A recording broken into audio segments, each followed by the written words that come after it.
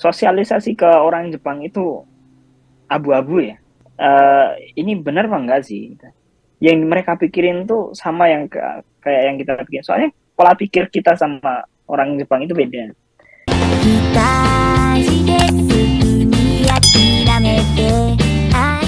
Oke teman-teman, kali ini kita akan interview sama teman kita di Jepang nih. Dia posisinya lagi di Jepang dan memang kerja di Jepang. Hai, ya, jika so kayak onegai shimasu. Oke, kenalan Pakai diri bahasa dulu Jepang, dong. Pakai bahasa Jepang apa bahasa Indonesia kita nih? mix aja ya. Hajime Maste, perkenalkan nama aku Gufron Najib. Gufron Tomoshimasu. Ya, sekarang tinggal di Jepang di Tochigi Ken, Prefektur Tochigi. Apalagi? Oke, apalagi mungkin teman-teman yang nonton video ini ya, kalau ada yang nonton ya. Oke, mau tahu tuh umurnya berapa? Apa masih single apa? Nah, umur aku sekarang 27 sih, 27. 27 ya? Masih 27. Oke, Masih hai. 27. Masih 27. Oke, hai. Kebetulan baru aja nikah. Kebetulan baru aja Udah nikah. nggak single lagi, baru aja nikah. Hai. Oke. Istri di mana sekarang? Istri sekarang masih di Indonesia, tapi ntar bulan Februari tahun 2023 sih. Ngajar online juga. Oh, jadi ngajar online juga nih bahasa Jepang. Oh, oke. Ngajar bahasa Jepang. Berarti ada tambahan ya? Bayar nggak? Tahu nggak bayar nggak? Awalnya disuruh temen buat ngajar orang yang mau ke Jepang sih. Rencana ada orang yang exchange gitu, pertukaran pelajar buat ke Jepang. Ya aku ajarin aja dikit-dikit. Ya adalah. Per pertemuan per 90 menit itu 120.000. Oh, lumayan banget kan? Lumayan ya, 120.000 ya satu sesi. Online ya? banget ya. Seru banget ya. Ya satu jam setengah lah, 1 jam setengah. Okay. 120.000, lumayan sih. Harusnya kalau setiap hari lumayan ya, tapi itu seminggu sekali. Ya syukurin aja. Sama ngajar istri sih, karena mau kesini. Istrinya nanti ke Ryogakushi dulu apa pakai visa yang terbaru nih? Enggak dong, kan visa aku udah visa itu, jadi bisa ngajak satu keluarga. Oh gitu, berarti pakai visa. Dompleng nama aku aja. Oke teman-teman, udah tahu ya tentang kakak Gufron ya. Kita udah tahu ya dari nama, terus udah nikah ya. Minasan Gufron sang desu ne. Itsukara nihongo benkyou shite imasu ka? Jadi dari kapan belajar bahasa Jepang nih? Itsukara, wah. Aku kuliah dulu soalnya di UTY, Universitas Teknologi Yogyakarta, ada jurusan bahasa Jepang. Aku ambil D3-nya di sana dari tahun 2000, aku lulus 2013, angkatan 2013. Di sana 3 tahun, terus dilanjut ke Jepang kan 2 tahun. Iya, kalau ditanya dari kapan ya dari 2013. Oh iya, kemarin pakai visa apa nih ke Jepang? Aku Ryogakushi. Oke, Ryogakushi. Oke, Ryogakushi itu apa sih? Mungkin teman-teman pengen tahu. Ryogakushi itu pelajar ya. Aku di sini belajar. Masuknya ke nggak kerja kayak mungkin orang-orang awam di Indonesia kan ke Jepang itu magang kerja gitu. Benar. Jadi kalau kita yang pengen ke Jepang selain kerja itu bisa. Jadi sekolah bahasa dulu di sana. Diwajibkan ya kalau orang asing ke Jepang tuh diwajibkan harus masuk sekolah bahasa dulu. Selain magang ya. Kalau magang kan ada penyalurnya LPK. Kalau selain magang itu bisa sekolah dulu. Kalaupun mau S1, ngejar S1 kuliah di sini pun harus belajar bahasa Jepang dulu 2 tahun. Minimal setahun, sekarang ada program setahun. Jadi harus masuk sekolah bahasa dulu setahun. Kalau enggak 2 tahun. Kalau aku dulu 2 tahun. Kalau Mesang ini 1,5 tahun ya? Iya, aku dulu 1,5 tahun ya dulu. 1,5 tahun. Iya, nggak pengen lama-lama. Jadi, Oke. Jadi after sekolah bahasa itu kita bisa milih nih. Kalau aku yang udah kuliah di Indonesia itu bisa langsung ngambil jalur kerja. Jadi bisa langsung ngambil visa kerja.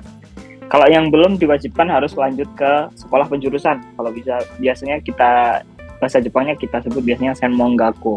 Itu dari Senmongaku nanti bisa milih jurusan apa, dan dari jurusan apa itu tergantung jurusannya dan tergantung visa yang bakal nanti keluar. Biasanya kalau kita daerah sini tuh biasanya perhotelan sama pariwisata kan. Ya, itu biasanya daerah situ aja, sekitar situ aja, nggak boleh ada nggak boleh ada apa namanya, nggak boleh masuk teknik atau masuk yang lainnya, harus sekitar pariwisata dan perhotelan. Jadi nanti kalau yang mau sekolah itu dipikir dulu nanti kedepannya harus bakal menempuh jalur apa, itu penting banget. Dulu kan ada visa magang tuh, kenapa memutuskan untuk pakai visa pelajar? Sedangkan kan kamu udah belajar bahasa Jepang gitu ya, backgroundnya atau kuliahnya bahasa Jepang gitu. Jadi kenapa nggak langsung magang aja, jadi langsung kerja gitu? Jadi nggak perlu harus belajar lagi gitu kan? Kenapa tuh? Yang pertama, aku udah lama di perjepangan di Jogja ya, sekolah sama ya berkutat sama orang-orang yang udah berpengalaman. Jadi mereka bilang kalau magang itu visanya cuma sebentar sama kontrak, kemungkinan nggak bakal puas gitu loh, belum puas terus tapi harus habis kontrak dan harus pulang. Itu yang pertama, alasan pertama. Yang kedua, tinggi aku kurang kalau nggak salah ya. Oh, berarti 170 kan minimal ya. Nah, harus tinggi ya? Tinggi aku.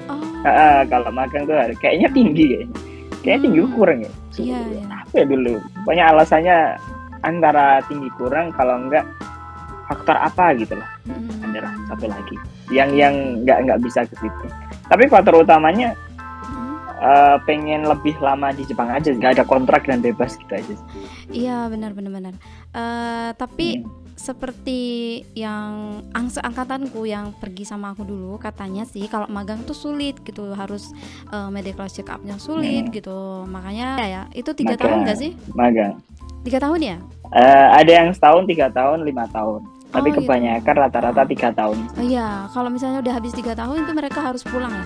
Harus pulang dulu pemutihan, baru berangkat lagi bisa.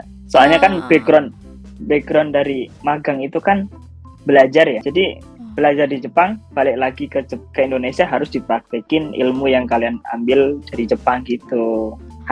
Konsep magang harusnya gitu. Oh, gitu. Tapi kan salah sekarang konsepnya.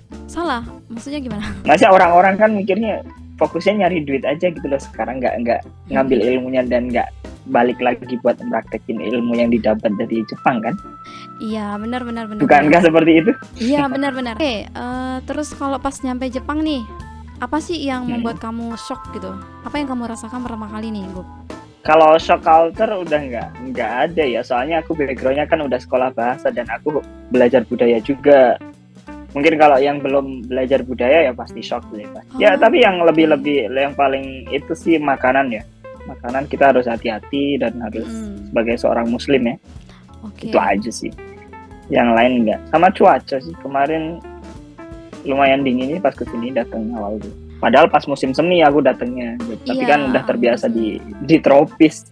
Apalagi si host ini mesti kaget banget sih.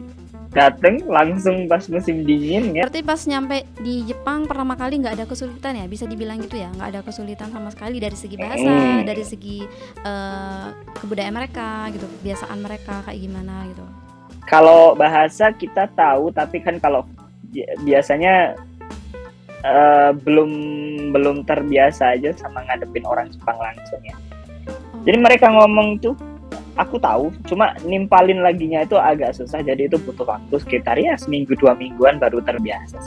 Karena udah belajar di Indonesia, jadi kalau yang belum belajar sama sekali itu butuh mental yang cukup lumayan ya. Gimana sih host kemarin sebelum pas berangkat? Kalau aku lumayan memang, tuh. Ya kalau aku kan memang bener-bener bisa dibilang dulu LPK tuh apa ya?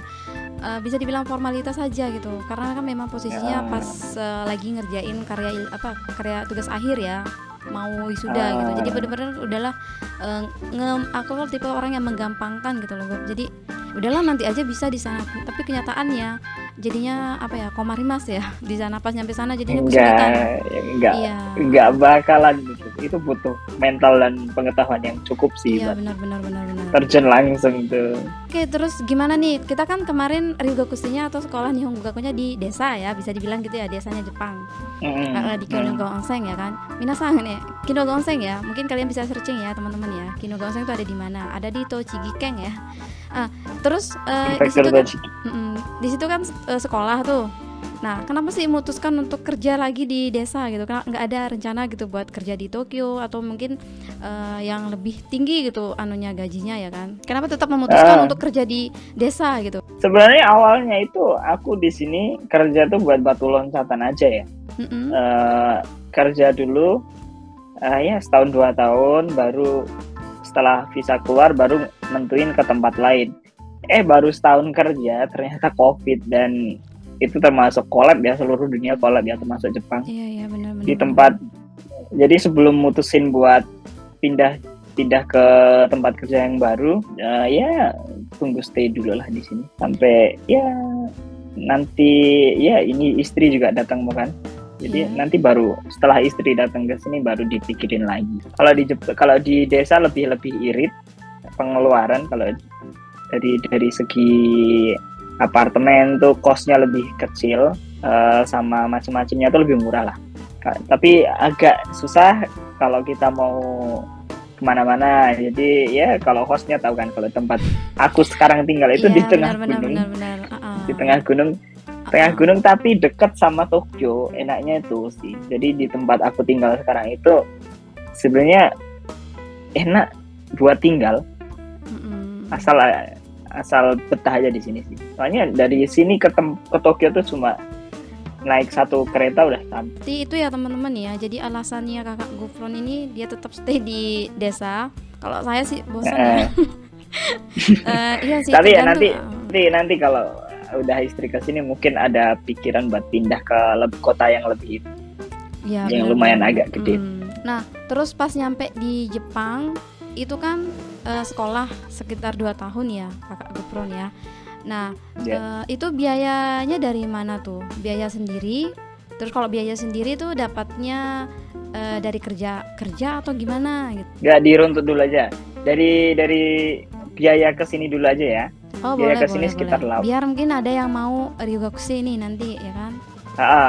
Ryugakusei itu biasanya kan tergantung sekolahnya, nanti bayarnya per 6 bulan apa per 3 bulan SPP-nya ya. Aku dulu per 3 bulan dan biaya apartemen sebulan aja, jadi lebih murah, cuma sekitar 80 jutaan murah dulu ya, biayanya.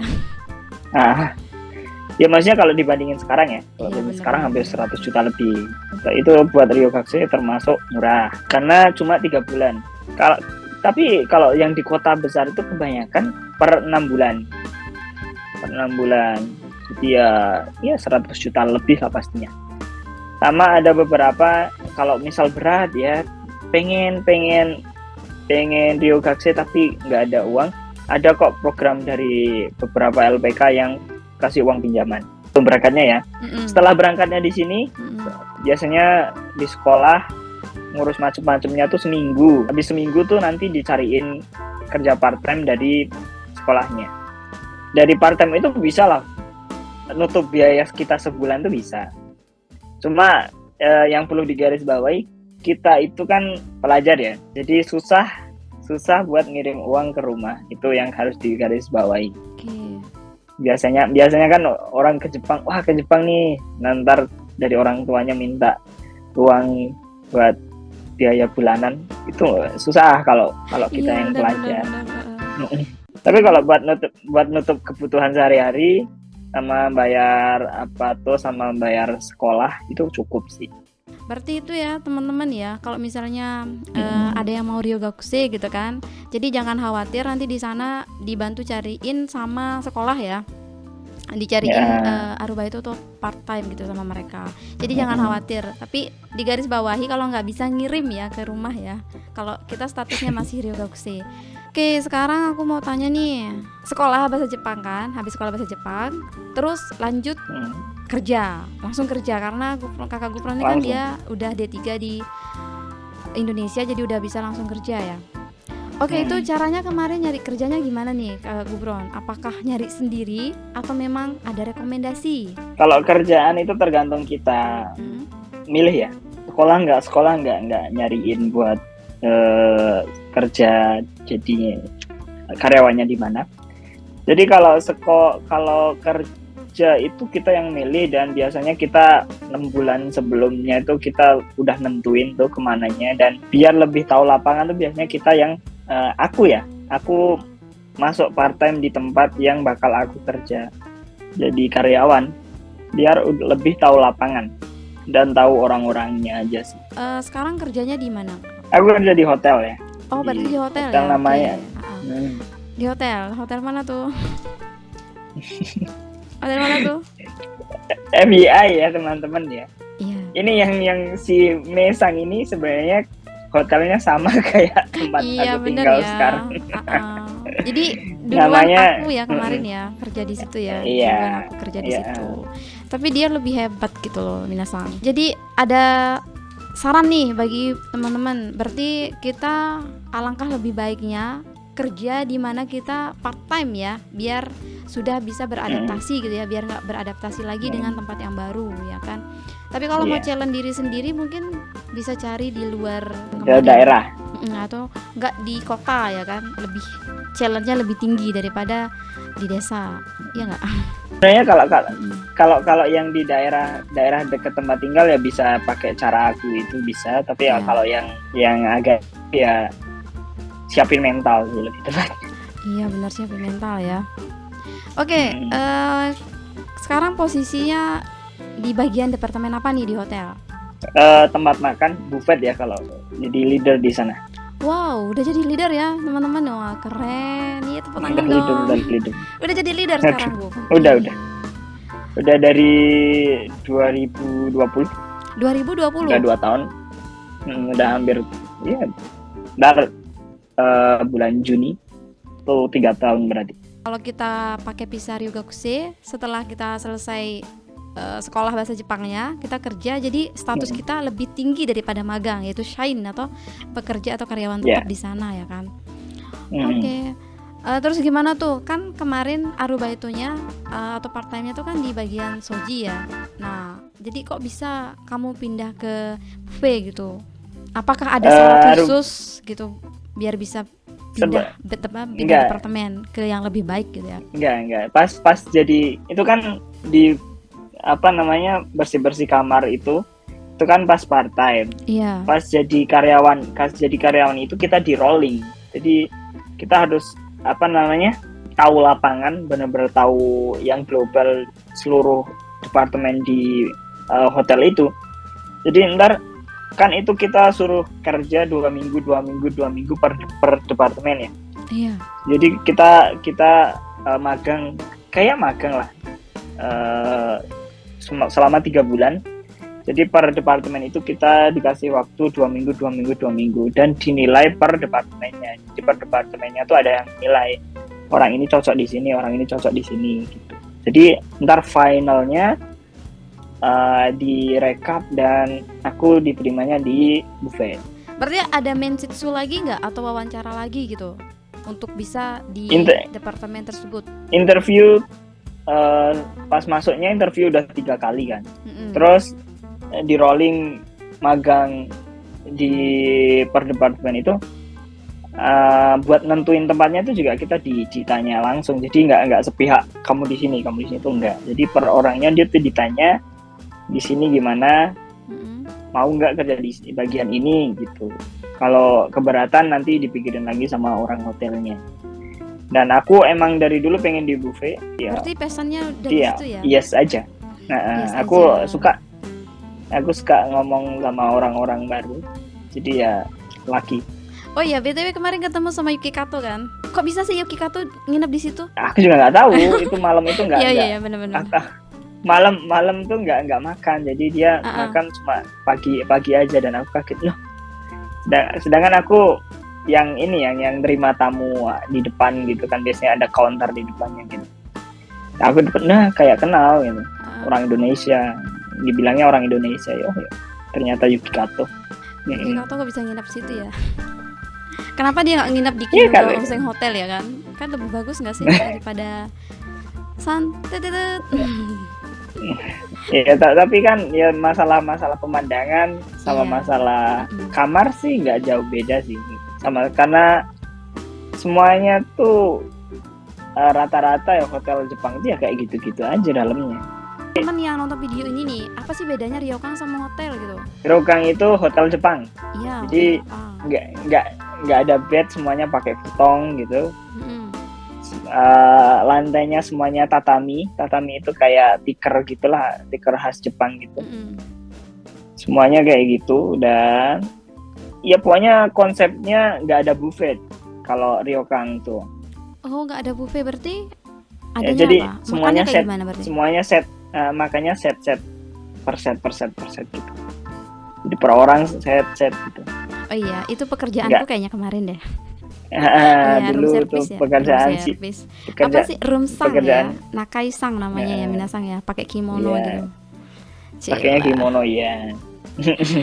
Aduh, oke. Pekerjaan dia sendiri itu. Pekerjaan sendiri ya. Tapi enak ya kan, Sedangkan ketemu kalau sama enak. cogan-cogan ya, cok ganteng ya. Oke. Iya, kalau ganteng cantik itu di sini udah biasa tiap hari Iya ya, lihat ya. udah biasa ya. Uh-uh.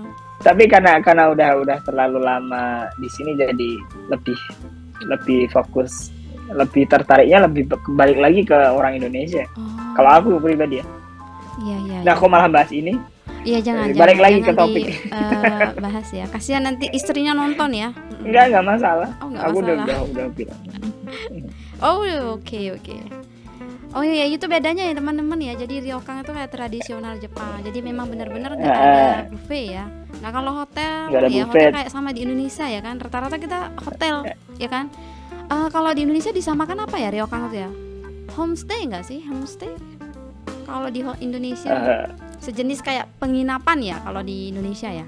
Karena kan memang misalnya nih di Jogja penginapannya benar-benar kayak bangunannya yang khas Jogja gitu. Iya, mungkin bisa dibilang gitu pokoknya ya. yang khas ya? Indonesia banget ya. Dan di hotel tempat aku kerja itu ada bed juga, dan lantainya ada yang nggak tatami, jadi ya nggak dibilang ryokan. Iya, berarti semi ryokan, semi apa jadinya tuh? Semi ryokan lah. Nggak ryokan full 100% enggak. Oke. Nah, selama bekerja nih, apa sih hal kesulitan yang sampai sekarang masih terganggu gitu? Dari pertama awal kerja jadi part time sampai sekarang nih. Kalau sekarang mungkin nggak ada ya. Tapi kita tanyakanlah yang paling pertama. Mungkin biar teman-teman kita yang part time nanti ada gambaran gitu. Apa sih yang harus kita pelajari dulu sebelum kita bekerja, bergaul sama orang Jepangnya, ya kan? Ada nggak kesulitanmu, Gu? Ya, yang sampai sekarang pun ya masih sama ya, masalah kadang gimana namanya bilangnya ya, lebih ke sosialisasi ke orang Jepang itu abu-abu ya, bisa dibilang Abu-abu. ini benar apa enggak sih, yang mereka pikirin tuh sama yang kayak yang kita pikirin. Soalnya pola pikir kita sama orang Jepang itu beda. Biasanya mereka benar-benar kelihatannya senang, tapi di belakang nggak senang. Oh iya. Ya perlu yang FBI ya. Orang Jepang itu bermuka dua, teman-teman. Oh, benar. Iya. Jadi mereka kelihatannya senang, ternyata nggak senang. Senang ngumpetin suatu hal gitulah. Senang ngumpetin suatu biar hal. Enggak. Mungkin itu bukan senang tapi kebiasaan nggak sih? Ya kebudayaan mereka yang nggak enakan sama orang kan. Jadi jelek jadinya ya. Kalau ada masalah tuh biasanya tuh dipendam, dan ya nggak bisa langsung ngobrol langsung, itu nggak bisa. Berarti kesulitannya adalah memahami sosialisasi. Kalau dari segi bahasa Bersosialisasi. nggak ada sama sekali ya? Bahasa enggak sih. Ya kalau yang part time mungkin dari awal-awal ya ada. Tapi kalau sekarang masalah bahasa udah enggak sih. Masalah bahasa berarti udah seret ya? Berarti tiap songke hari. udah di luar kepala? Songke, kenjo, udah di luar kepala ya? Di luar kepala sampai hilang. Di luar kepala sampai hilang. Oke, karena kan di buffet pasti pakai songkego nggak sih? Tapi kalau di aku kemarin tuh rata-rata songkego ya. Kalau di kalau di private, tempat makan private-nya lebih harus. Apa sih plus minusnya nggak enak sama enaknya tinggal di Jepang tuh gimana? Enaknya dulu ya. Ya. Apa-apa gampang, gaji tinggi, terhindar dari omongan tetangga ya, kalau di Indonesia kan banyak omongan tetangga, terhindar dari kondangan. Kondangan maksudnya gimana nih, Kondang Mas? kondangan kan biasanya pakai harus bayar macem-macem gitu ya. Oh, Pengeluarannya tuh nggak, lebih ke pengeluaran yang nggak berguna gitu. iya iya. Kalau di sini ya mungkin kalau aku yang orangnya individual tuh ya suka di sini sih. Jadi ya karena di sini benar-benar di sini tuh hidupnya bersendiri-sendiri. Jadi ya nggak ngurusin tetangga. Nah, itu enaknya sih. Bisa bebas lah di sini. Nggak enaknya di sini nggak ada tukang nasi goreng lewat gitu, nggak ada orang pedagang asongan lewat gitu.